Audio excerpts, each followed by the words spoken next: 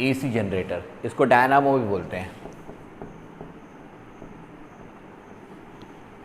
ठीक है।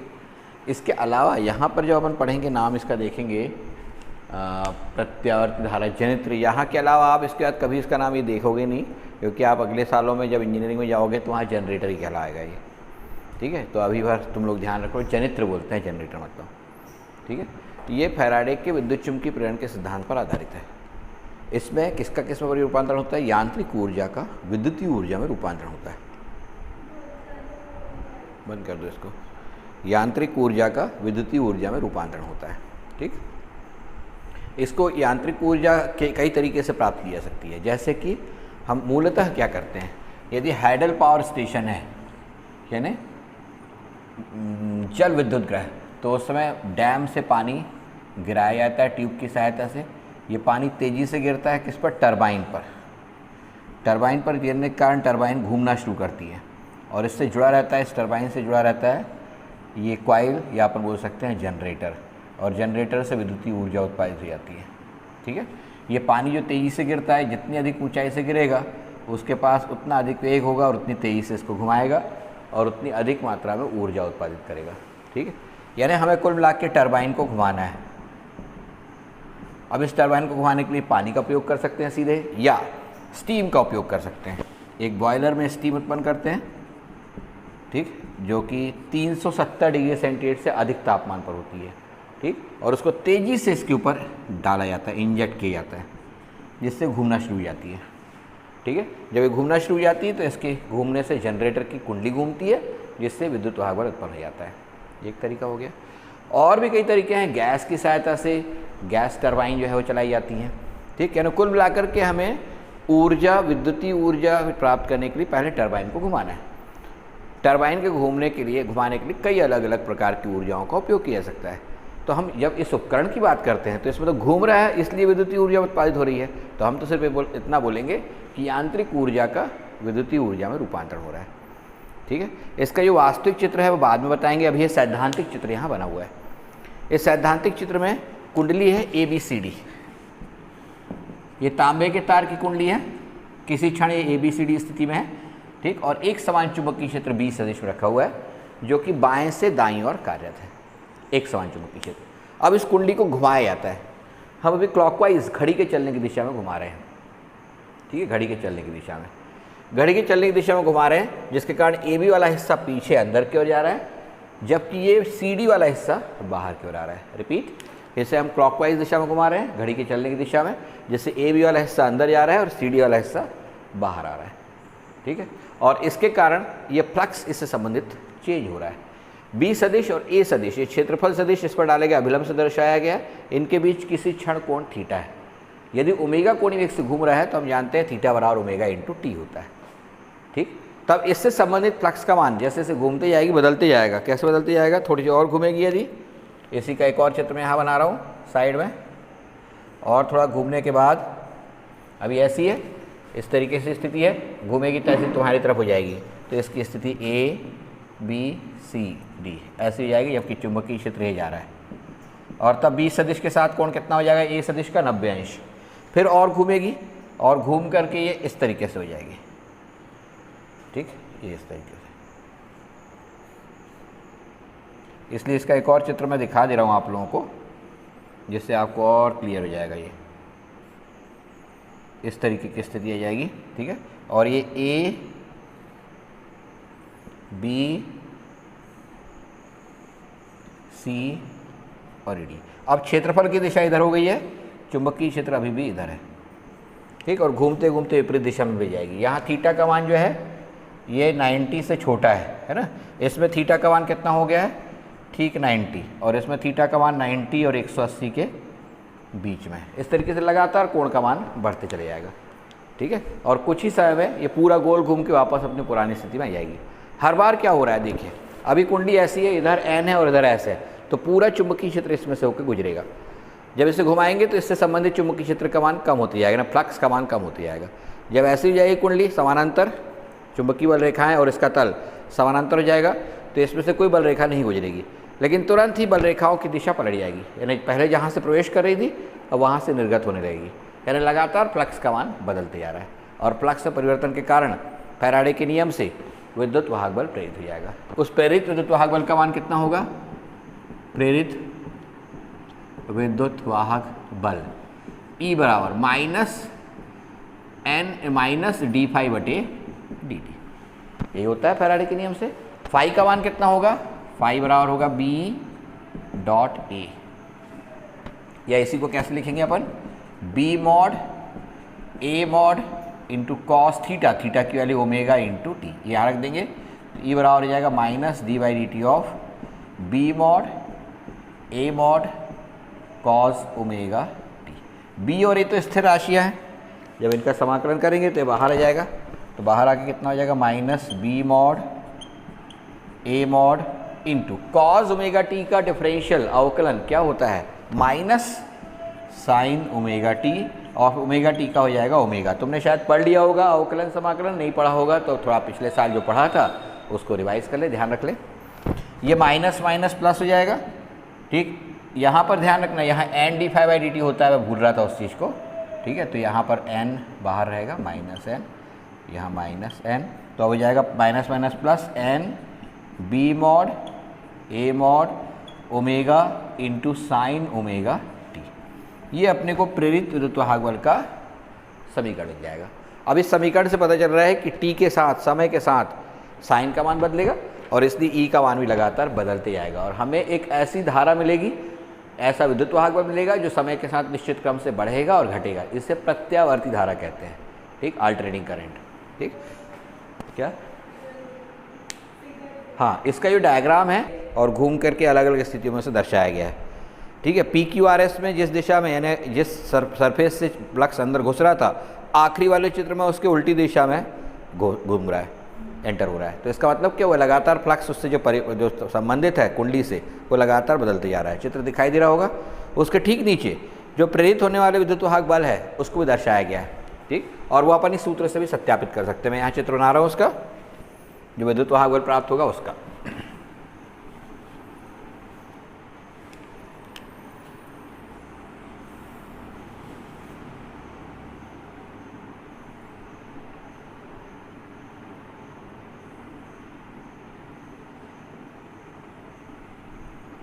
इस तरीके से मिलेगा, ये EM रहेगा और ये माइनस EM। ये थीटा बराबर पाई बाई 2 पर होगा, ये थीटा बराबर 0 पर है। यहाँ समय, यहाँ दिया है कोण, यहाँ पाई है, यहाँ 3 पाई बाई 2 है और यहाँ 2 पाई है। आप देख सकते हैं जब साइन ओमेगा टी यानी साइन थीटा है, ओमेगा टी का मान 0 होगा तो ई का मान भी 0 होगा। जब ओमेगा टी का मान 90 अंश हो जाएगा तो ई का मान EM मतलब क्या है? यहाँ पर ध्यान रखना है, ओमेगा टी बराबर पाई बाई 2 पर, पाई बाई 2 पर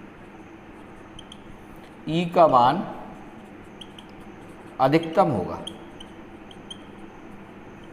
क्योंकि साइन पाई बाई 2 कैसा होता है? अधिकतम होगा और अधिकतम होता है, तो इसलिए EM बराबर N B mod A mod into omega. इससे क्या बोलते हैं? इसे विभव का या प्रत्यावर्ती विभव का शिखर मान कहते हैं, शिखर मान, ठीक है। अधिकतम होगा जिसे शिखर विभव का शिखर मान कहते हैं। शिखर मान को किससे प्रदर्शित करते हैं? EM से। तो EM का मान इतना हो गया, ये समीकरण नंबर 3 हो गया, ये समीकरण 2 था और ये समीकरण 1 था। और अब 3 से 2 मान रख देंगे, 3 से 2 में मान रखने पर तो अपने को अंतिम सूत्र मिल जाएगा, E बराबर EM साइन ओमेगा टी। ये इसका सूत्र है जिसको हमने यहाँ ड्रॉ किया हुआ है, ठीक, और जिसको उस चित्र में भी नीचे की ओर दर्शाया गया है, आप देख सकते हो, ठीक है। तो यहाँ पर जब अपन ओमेगा टी का मान पाई बाई 2 कर देंगे तो साइन पाई बाई 2 1 होने के कारण ई का मान EM हो जाएगा। जब इसका मान पाई कर देंगे तो पाई का मान साइन पाई का मान 0 होता है, इसलिए ई का मान भी 0 हो जाएगा। जब 3 पाई बाई 2 कर देंगे तो ऋण 1 होता है, तो साइन ई का मान माइनस EM हो जाएगा और इस तरीके से मान लगातार बदलते जाएगा। इसे प्रत्यावर्ती विभव बोलते हैं। अब इसके बाद मैं आपको बताना चाह रहा था कि विभव जो है प्रत्यावर्ती और कौन कौन से प्रकार के होते हैं। ये प्रत्यावर्ती विभव हो गया। जो धारा बहेगी इसके कारण उसे प्रत्यावर्ती धारा कहेंगे, ठीक। प्रत्यावर्ती धारा कैसे बनेगी?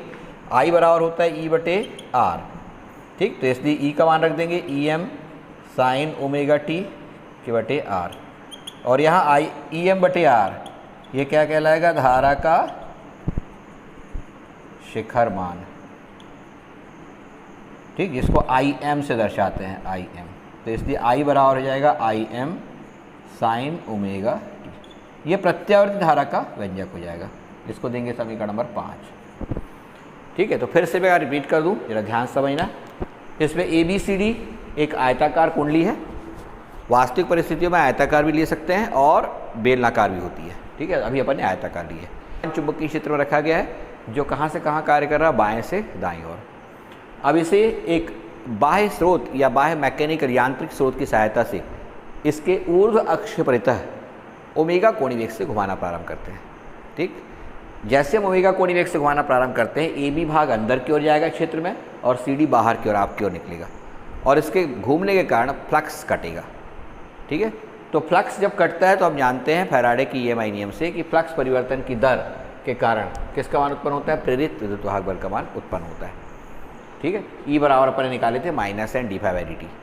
तो इस फाई की वैल्यू चुंबकीय क्षेत्र की तीव्रता और क्षेत्रफल सदिश के अदिश गुणनफल के बराबर होती है। तो फाई बराबर कितना होगा? B dot A, B mod A mod into cos theta. Theta बराबर कितना ले लिया अपन ने? Omega T. तो मैंने डायरेक्ट उसको कॉस ओमेगा टी पुट कर दिया। अब यहाँ पर ये मान जो है 1 में रख देंगे, फाई बराबर 1 में रखने पर 1 में जब रखेंगे तो ई बराबर हो जाएगा minus N D by D T of mod B mod A cos omega T. Mod B mod A बाहर निकल जाएगा, स्थिर राशि है। कॉस ओमेगा टी का यहाँ पर अवकलन होगा, जो कितना होगा? Minus sine omega T into omega. Minus minus plus हो जाएगा, N B mod A mod omega into sine omega T. ठीक, ये मिल जाएगा अपने को प्रेरित विद्युत वाहक बल का व्यंजक। अब यहाँ पर जब ओमेगा टी का मान पाई बाई 2 होगा, साइन का मान अधिकतम कितना होता है? +1। कब होता है? जब साइन पाई बाई 2 होता है। तो जब ओमेगा टी का मान पाई बाई 2 हो तब ई का मान अधिकतम होगा, जिसे उसका शिखर मान कहते हैं। ठीक, शिखर मान कहते हैं। तो ई एम बराबर हो जाएगा एन बी ए ओमेगा। ये मान समीकरण नंबर 2 में रख देंगे तो ई बराबर E M sine omega T जाएगा। इसके संगत धारा को प्रत्यावर्ती धारा कहते हैं, और उसमें ई एम बटे आर क्या कहलाएगा? शिखर मान कहलाएगा धारा का, जिसको आई एम से प्रदर्शित करते हैं। ये पूरा इसका आर्टिकल है। तो जब भी उसने बोला कि किसी डायनामो का सिद्धांत लिखकर उसका सूत्र स्थापित करो, तो इतना पूरा करना है। ठीक है, चाहे वो दिष्ट धारा बोले चाहे वो प्रत्यावर्ती धारा बोले, दोनों स्थितियों में। दिष्ट धारा में अतिरिक्त रूप से फिर इसको हम परिवर्तित करते हैं किसमें? दिष्ट धारा में। उसकी अलग विधि है, वो समझेंगे बाद में। ठीक है, किसी कोई प्रश्न इसमें? कोई कुछ प्रश्न पूछना चाहता है? कहलाती है प्रत्यावर्ती धारा। धारा के प्रकार हैं कौन कौन से? सबसे पहले जो धारा उत्पादित की गई थी, जो वोल्टा नाम के साइंटिस्ट ने, ठीक है, सबसे पहला सेल जो बनाया था, जिसको वोल्टेइक सेल बोलते हैं, उससे उसने धारा प्राप्त की थी, विद्युत धारा, जिसमें उसने केमिकल एनर्जी को ही कौन सी एनर्जी? रासायनिक ऊर्जा को विद्युतीय ऊर्जा बदला था। ठीक है, और वो जो सेल था उससे हमें दिष्ट धारा मिलती थी, यानी समय के साथ एक समान धारा जिसका मान परिवर्तित नहीं होता था, उसको दिष्ट धारा बोलते थे। तो ये एक धारा जो होती है वो इस तरीके की होती है, जिसका मान समय के साथ नहीं बदलता। इसको कौन सी धारा बोलेंगे? दिष्ट धारा। क्या? अच्छा, दिख नहीं रहा है, यहाँ बना देता हूँ। यहाँ दिख रहा होगा, ये धारा आई का मान है, या समय टी है। समय टी के साथ हमेशा धारा स्थिर बनी हुई है, इसको बोलते हैं दिष्ट धारा। जो हमें किससे मिलती है? बैटरी से मिलती है। कहाँ यूज़ करते हो? घर में। घर में तो सब जगह एसी यूज़ होती है, अल्टरनेटिंग करंट। घर में जो आती है एमपी में, जो आपको बिजली दे रही है, वो कौन सी है? वो प्रत्यावर्ती धारा है। 230 वोल्ट 50 हर्ट्ज़ सिंगल फेज़, ये उसका कैरेक्टरिस्टिक, यानी उसका पूरा विस्तार से अध्ययन होता है। 230 वोल्ट यहाँ जब बोलते हैं तो वो उसका वर्ग माध्य मूल मान होता है, जो हम समझेंगे अभी थोड़ी देर बाद। ठीक है ना। और 50 हर्ट्ज़ का मतलब होता है 50 हर्ट्ज़ आवृत्ति है उसकी, 1 सेकंड में 50 बार चक्कर लगा लेता है। ठीक, ये जो धारा होती है उसको हम कौन सी धारा बोलते हैं? प्रत्यावर्ती धारा कहते हैं। बैटरी से जो मिलती है, सेल से जो मिलती है, वो दिष्ट धारा होती है, जिसका मान समय के साथ नहीं बदलता। हम केवल मोबाइल में इस दिष्ट धारा का उपयोग करते हैं। बहुत कम उपकरण हमारे घरों में हैं जो दिष्ट धारा का उपयोग करते हैं। ठीक है, साधारणतः सभी जितने भी उपकरण होते हैं सबके सब अल्टरनेटिंग एसी का यूज़ कर रहे हैं। तब हमें कई बार मोबाइल को चार्ज करने के लिए एडाप्टर की ज़रूरत पड़ती है, वो एसी को डीसी में बदलता है। ठीक है। तो AC को DC में कैसे बदलेंगे वो बाद के चैप्टर्स में है, लेकिन हम सीधे किसी बैटरी से चार्ज नहीं करते उसको, AC को DC में कन्वर्ट करने वाला एडाप्टर होता है उससे चार्ज करते हैं, ठीक। तो घर में बहुत कम उपकरण हैं जो दिश धारा पे काम करते हैं, अधिकतम उपकरण जो है वो इसी से प्रत्यावर्ती धारा पर कार्य करते हैं जो यहाँ उत्पादित होती है किसमें, AC जनरेटर में, ठीक। इसका एक चित्र ले लेंगे। परिवर्तित होने वाली निश्चित क्रम से परिवर्तित होने वाली धारा होती है, साधारणतः साइन नियम पर आधारित होती है। साइन नियम मतलब साइन ओमेगा टी, ठीक है। और इसलिए बिल्कुल ज्या वक्र जो होता है, ज्या वक्र यानी साइन वक्र, उसी साइन वक्र की आकृति में विभव और धारा का मान परिवर्तित होता है, तो इसे हम प्रत्यावर्ती धारा कहते हैं। प्रति सेकंड जो चक्रों की संख्या उसकी आवृत्ति कहलाती है। भारत में 50 हर्ट्ज आवृत्ति की प्रत्यावर्ती धारा प्रयोग में लाई जाती है। दुनिया में अलग अलग देशों में अलग अलग आवृत्ति की प्रत्यावर्ती धारा प्रयोग में लाई जाती है। जापान में 25 हर्ट्ज, अमेरिका में 50 और 60 हर्ट्ज, ठीक है। लेकिन दिश धारा का सीधा उपयोग कहीं नहीं किया जाता, उसके पीछे कई कारण हैं, हम धीरे धीरे समझेंगे उन सबको, ठीक है। 50 हर्ट्ज से ज़्यादा अच्छी 25 हर्ट्ज है, क्योंकि उसमें हमें कम मात्रा में ऊर्जा की हानि होती है, लेकिन हम उसका उपयोग नहीं करते, कम मात्रा में करते हैं, हम 50 ही हर्ट्ज करते हैं, ठीक। एक तो ये कि हमारे इतने बड़े देश में यदि हम दो अलग अलग प्रकार के, वैसे गरीब देश है, दो अलग प्रकार की आवृत्तियों का प्रयोग करेंगे तो सारे उपकरण भी अलग अलग आवृत्तियों में काम करने वाले बनाने पड़ेंगे, ठीक है। जापान में 25 हर्ट्ज है, अमेरिका में 50 और 60 हर्ट्ज है, क्योंकि वहाँ कंपनियाँ जो होती हैं, ठीक है, बिजली कंपनियाँ, वो अलग अलग क्षेत्रों में प्राइवेट हैं, ठीक है। वो अपने, जैसे अपन देखते हैं कि कई बार, ये तो पक्की बात है कि जियो के सिम पे एयरटेल तो नहीं चलता, ठीक, एयरटेल के सिम पे कोई और दूसरे के भी सिग्नल नहीं आते, ठीक है। क्यों, वो नहीं चाहते कि इस तरीके से हो, ठीक है। लेकिन विद्युत धारा में ऐसा करना अपने इंडिया में संभव नहीं है, क्योंकि अपने इंडिया में क्या होगा कि हर घर में अलग अलग विद्युत धारा रहेगी, शॉर्ट हो जाएंगे और वो गड़बड़ कर देगा, ठीक। मोबाइल में ऐसा होता नहीं, इसलिए चल जाता है, ठीक। अमेरिका में बहुत पढ़े हुए लोग हैं, उनको पता है कि हमारी जो कंपनी 50 हर्ट्ज पे ही भेज रही है, तो सारे घर के उपकरण जो होंगे 50 हर्ट्ज वाले ही यूज़ करना है, ठीक है। इवन जहाँ पर आप दुकानों में जाते हैं, दुकानों में पहले पूछा जाता है कि आपके घर में कौन सी कंपनी बिजली दे रही है, ठीक है, उसके हिसाब से वो उपकरण आपको देते हैं। हर उपकरण में 2 टैपिंग होती हैं, 2 अलग अलग तरीके के इनपुट होते हैं, ठीक, 50 हर्ट्ज वाला, 60 हर्ट्ज वाला। कुछ ही उपकरण ऐसे होते हैं जो सिर्फ 50 हर्ट्ज पे या सिर्फ 60 हर्ट्ज पे काम करें, ठीक है। जापान में भी सारे उपकरणों में 25 हर्ट्ज के अलावा 50 हर्ट्ज उन उपकरण में डाला जाता है जो कि जापान एक्सपोर्ट कर रहा है, क्योंकि जापान को पता है बाहर के देशों में साधारणतः 50 हर्ट्ज आवृत्ति उपयोग में लाते हैं। तो जो अपन यहाँ इनपुट डालते हैं, इनपुट जो एडाप्टर या किसी भी चीज़ का इलेक्ट्रिक करंट का, तो वहाँ इनपुट यहाँ डाल रहे हैं, वहाँ पर 2 नॉब बने होते हैं, 25 या 50, आप अपने हिसाब से सेट कर सकते हो। इंडिया में पुराने ज़माने में जापान के बहुत सारे टेप रिकॉर्डर्स आते थे, नेशनल पैनासोनिक का, सोनी के, उन सारे के सारे टेप रिकॉर्डर में 2 इनपुट होते थे, ठीक है। आप कौन से हर्ट्ज की आवृत्ति यूज़ कर रहे हो उसके हिसाब से इनपुट डालना पड़ता था। ये सारी डिटेल मैंने इसलिए बताया ताकि जनरल नॉलेज रहे। हमारे देश में हम 50 हर्ट्ज उपयोग में लाते हैं, ठीक। दिक्कत कब जाने वाली है आपको, आपने सोचे कि अपना घर का टेलीविज़न जो है वो अमेरिका ले जाते हैं और वहाँ चला लेंगे, ठीक, और पता चला वहाँ 60 हर्ट्ज की आवृत्ति है और आपका टीवी चल ही नहीं रहा है, ठीक है। तो आपको उसको एडाप्टर और सारी चीज़ें बदलनी पड़ेंगी, ठीक है। तो ये चीज़ आपको जानकारी में होना ज़रूरी है।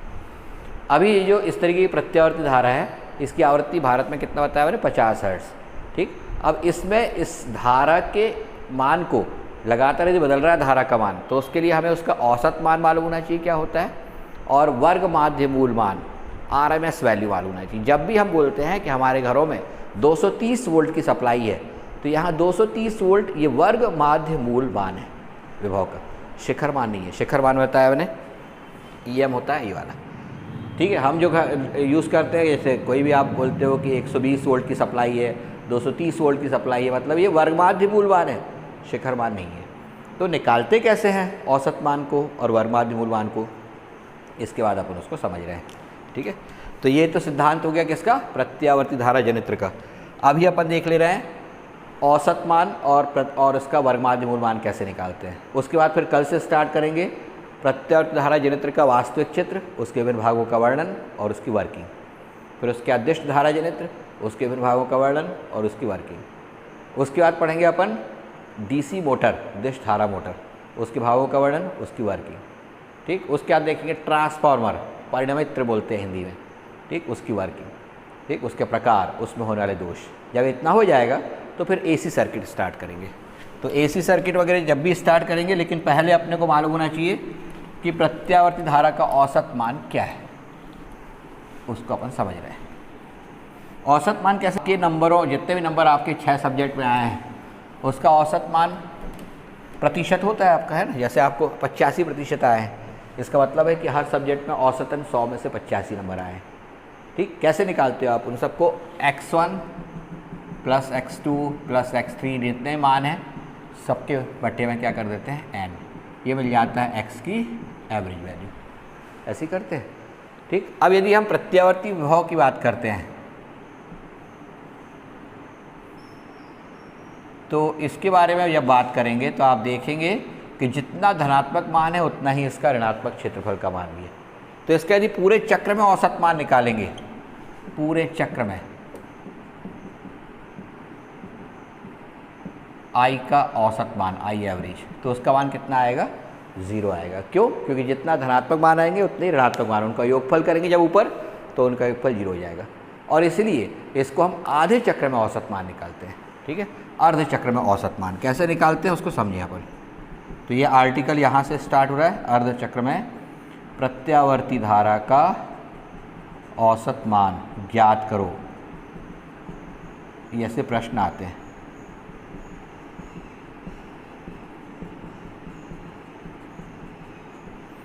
ठीक, अब यहाँ पर औसत चक्र का मतलब 0 से लेकर के पाई के बीच में, ये यहाँ पर ई ले लिए। पहले मैं ई का निकाल रहा हूँ, ठीक, फिर आई का निकालेंगे। अभी प्रत्यावर्ती विभव का निकाल रहे हैं।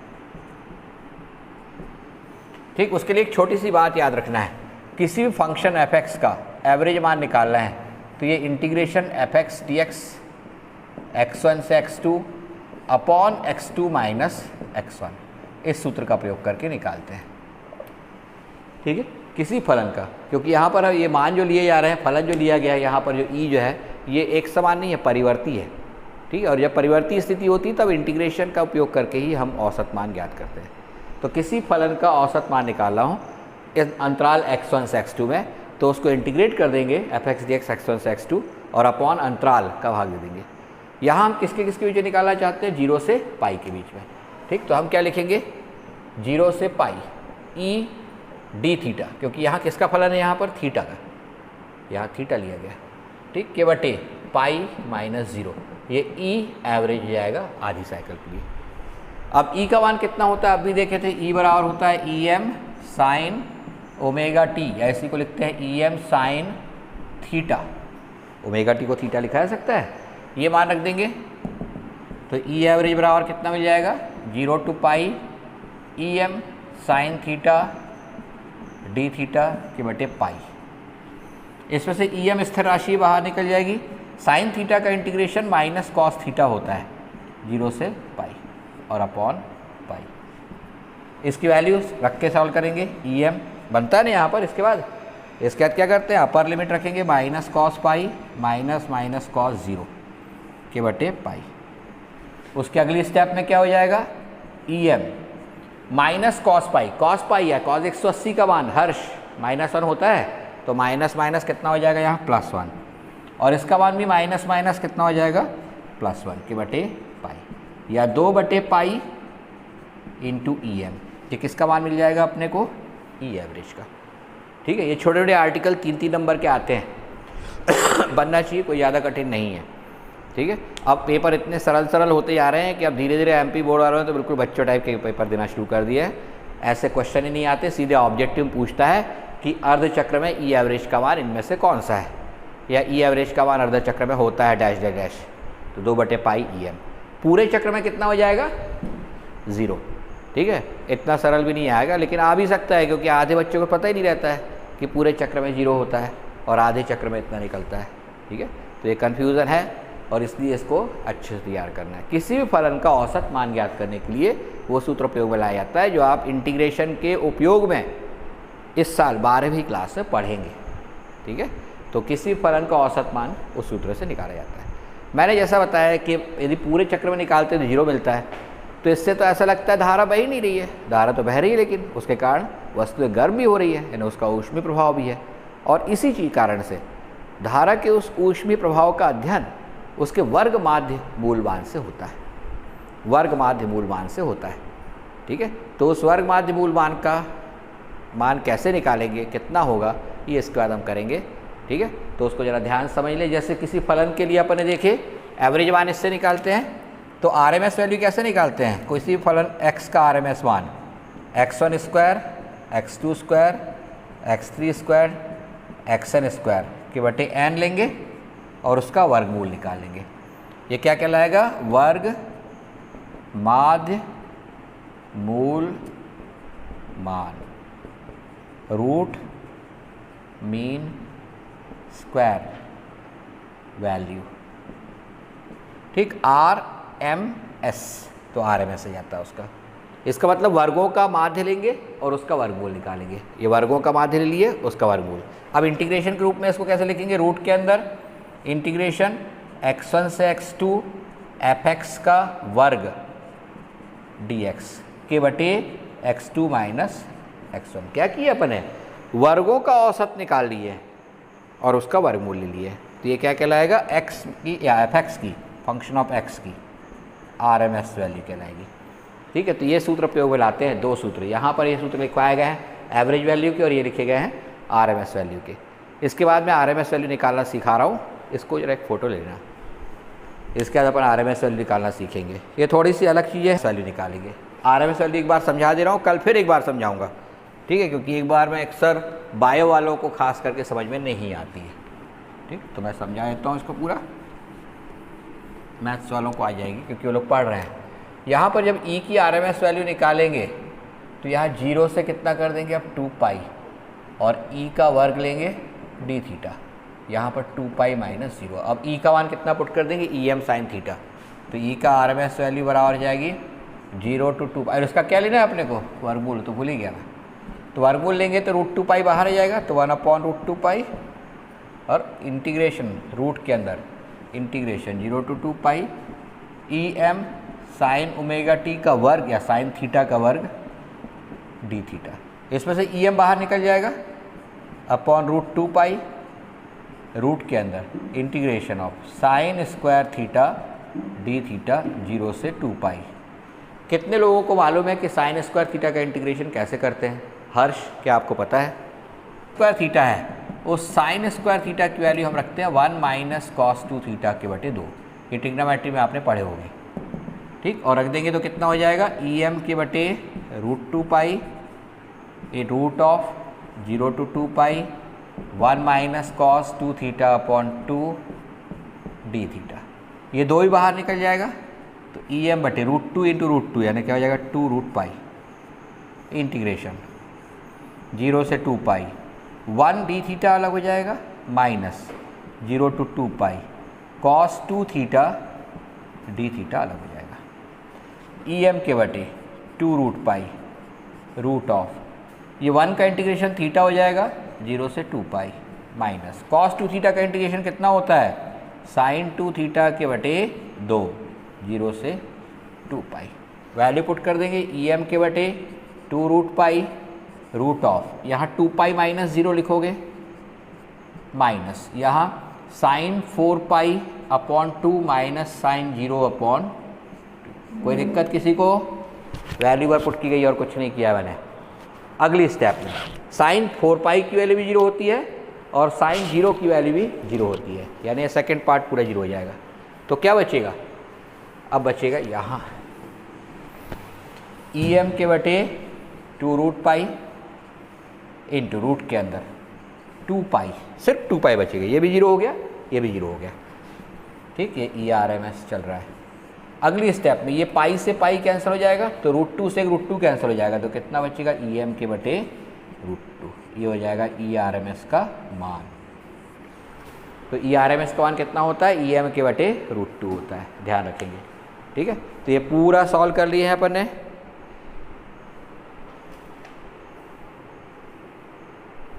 यस, ऋषभ ने बताया कॉस आ गया।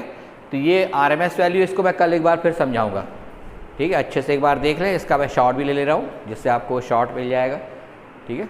कम से कम आपको जितने भी शॉर्ट्स हैं वो तो मैं आज रोज़ के रोज़ डालने की कोशिश कर रहा हूँ। कुछ मिल गए हैं आप लोगों को, कुछ आज अभी और मिल जाएंगे, ठीक है।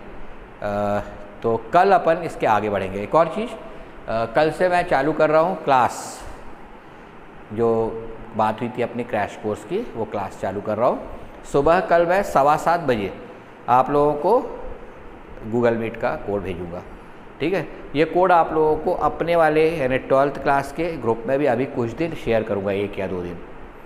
जब जितने लोग उसमें से मेरे को ऐसे दिखाई देंगे जो कि जेई के क्रैश कोर्स में शामिल हो रहे हैं या नीट के, ठीक है, तो उनका एक अलग ग्रुप भी बन जाएगा, उसमें भी रहेंगे और यहाँ भी रहेंगे। वो उस ग्रुप में आने के बाद में सिर्फ उसी ग्रुप में भर गूगल मीट का कोड डाला जाएगा। सुबह फ़िलहाल उसका टाइमिंग जो है हम 7:30 से रख रहे हैं, लेकिन 7 से हो जाएगा वो, ठीक है। अभी 7:15 बजे से चालू करेंगे कल, या 7:30 से चालू करेंगे तो 8:30 तक रहेगा। लेकिन उसके बाद हम इसका टाइम सुबह 7 से 8 रख रहे हैं, ठीक। 7 से 8 तक फिजिक्स रहेगा, तो बायो वाले भी शामिल हो सकते हैं उसमें। और फिर मैथमेटिक्स के लिए इसका समय या तो 10 से 11 या 3 से 4, अभी फाइनलाइज़ नहीं हुआ है, क्योंकि सारे जो बच्चे हैं कुछ स्कूल में पढ़ते हैं, कुछ कहीं पढ़ते हैं, ठीक। और जिसका टाइम कितना रहेगा 7:15 बजे मैं दे दूँगा आपको कोड, 7:30 बजे क्लास चालू हो जाएगी, ठीक। ओके, शाम को 4 बजे भी मिलेंगे अपन और सुबह भी मिलेंगे। बाय।